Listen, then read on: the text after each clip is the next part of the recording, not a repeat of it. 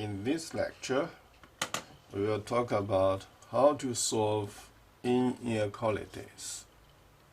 We want to graph the solution set on the axis and write in integral form for the solution set.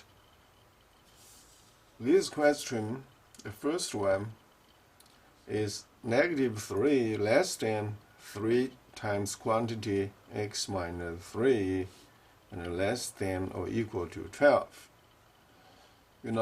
We want to isolate x, and we have to distribute these 3 to 2 different quantities, numbers inside the quantity. So for this one, we keep -3 on the left. 3 times x with 3x, and 3 times -3 is -9, and then less than or equal to 12. Okay. Now, and then again we want to isolate x. We add line everywhere. Okay. And then you see positive -9 will cancel each other, and -3 plus +9 is 6, and then less than, we only have a 3x left over because those 2 are cancelled, and then the right hand side is 12 plus 9 gives us 21. Okay. Now, we then divide 3 everywhere.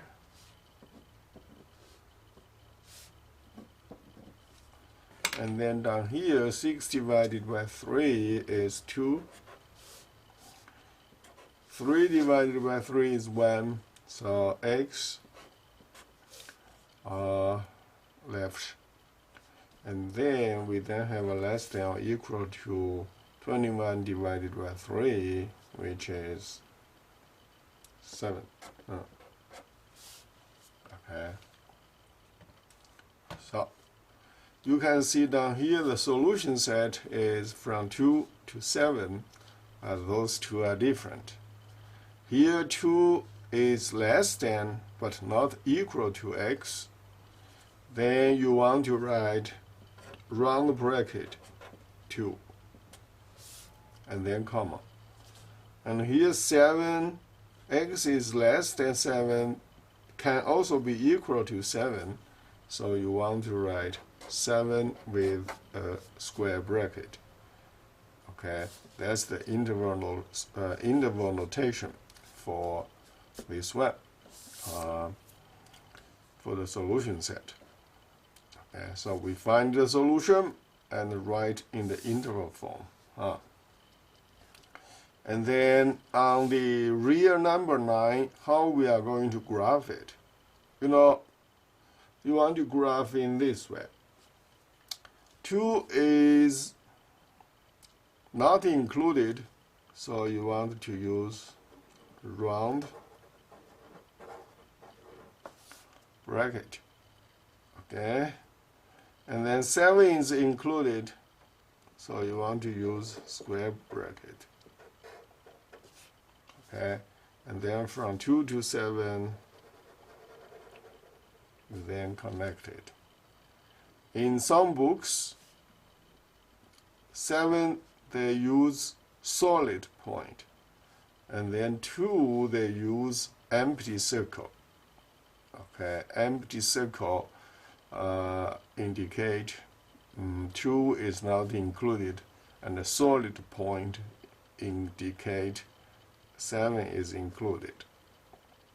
Okay, but different book they do different things, and here we may also require that 2 with round bracket means 2 is not included, and 7 is included. So we want to use square bracket, which is consistent with the interval representation. Now, let's look at the second question. The second question is, we have an English statement. Is 4 more than twice a number? Is less than -14. So we want to find all numbers that make this statement true. Alright. Now, when you read this sentence, you want to see the important words right here. This is very important one, okay? You may not really start with here, you may start with this one later, but is less than, is greater than, or is equal to is important first. Is less than means the left quantity is less than. They didn't say less than or equal to, so you don't have this equal sign here. -14 is less than -14, so -14. You may write in this way. Alright? Now, 4 more than twice a number, you don't know this number. You then write, okay, that's x. Okay? And twice a number, so you may say 2 times. Now, 4 more than, that's what?